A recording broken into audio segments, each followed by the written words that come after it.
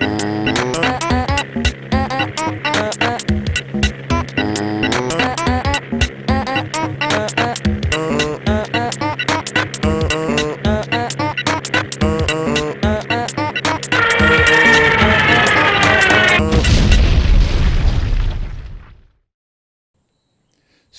Joe here, and today we're going to kill two birds with one stone.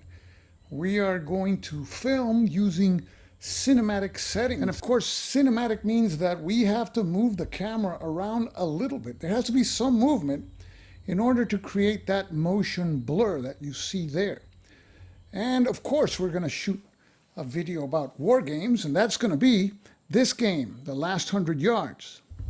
We'll be following the example of activation found in the playbook. We will be going step by step, so it shouldn't be a long video, but I just want to see how this cinematic approach function with shooting mechanics of a war game. So if you go to GMT's website, you can download the living rules, and this is the example that is found on the top of page 5. And it is 24.3 platoon activation. And of course it has an illustration that tells us how to set the units up on the map. And here we have the units set up on map number 3. Let's take a closer view of the units. We see the Americans have 3 units per platoon. Platoon 1, signified by the 1 in the red circle, and platoon number 2 to the right in a wooded area. And then further to the south we have 2 German squads belonging to their platoon number 1. So this example assumes that the American player wins the initiative, and the American player selects Able Company, which for this example contains the 1st and 2nd platoons. And the American has to roll for coordination to see if he can activate both platoons, and needs 8 or more.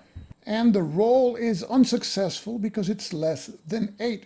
And as a result, the Americans have to activate each platoon sequentially. Note that if the Americans had been successful in this attempt for a coordinated activation, they could have conducted actions with any and or all units of both platoons, as well as any eligible ad hoc units before calling for reaction by the Germans. So the Americans activate the 1st platoon first, and they conduct maneuver actions with its 1st and 2nd squads. So the 1st squad moves 2 hexes here, and the 1st squad moves 3 hexes here. The Americans do nothing with their 3rd squad, and because the Americans did not conduct any action with the 3rd squad during its platoon activation, the 3rd squad is now limited only to reactions. So now the Americans call for reaction by the Germans. And the Germans can react with any of their units that observed actions conducted by units of the American 1st platoon. And note that there is no platoon activation required for reaction. So the German player reacts by conducting a fire action with the German 2nd squad against the American 1st squad of the 1st platoon that maneuvered in its line of sight.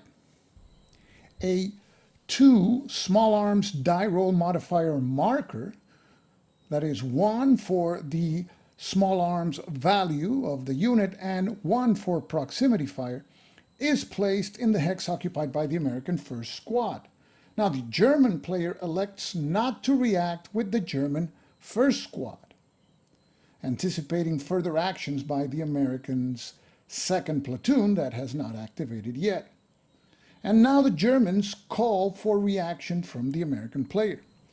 Note that the American player may react with any of his units which have not conducted an action which observed actions conducted by units of the German player. So the American player reacts by conducting a fire action with the American third squad of the first platoon that did not conduct an action during its platoon activation.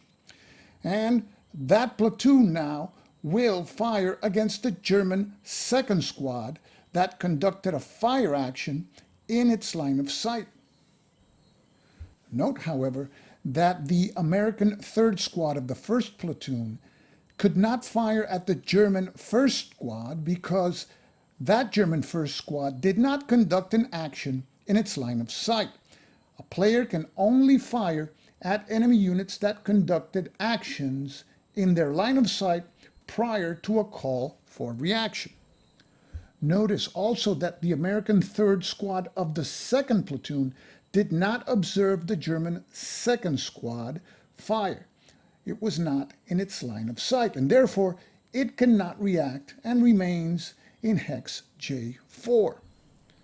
So play now returns to step 1 in the platoon activation cycle. The active player, the Americans, activate their second platoon and conduct maneuver actions with all 3 squads, as shown here.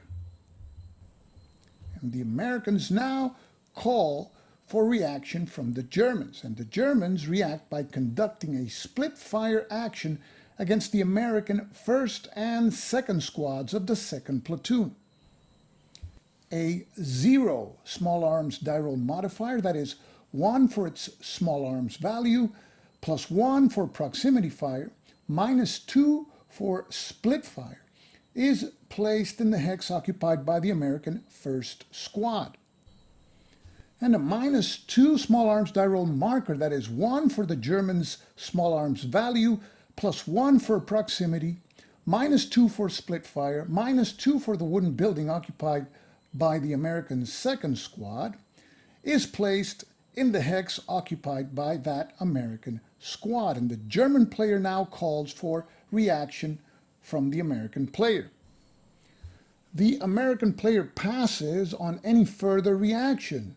As the active, that is the American player, has no further platoons in able company to activate, play now proceeds to the fire resolution phase. And that's where this example in the playbook ends.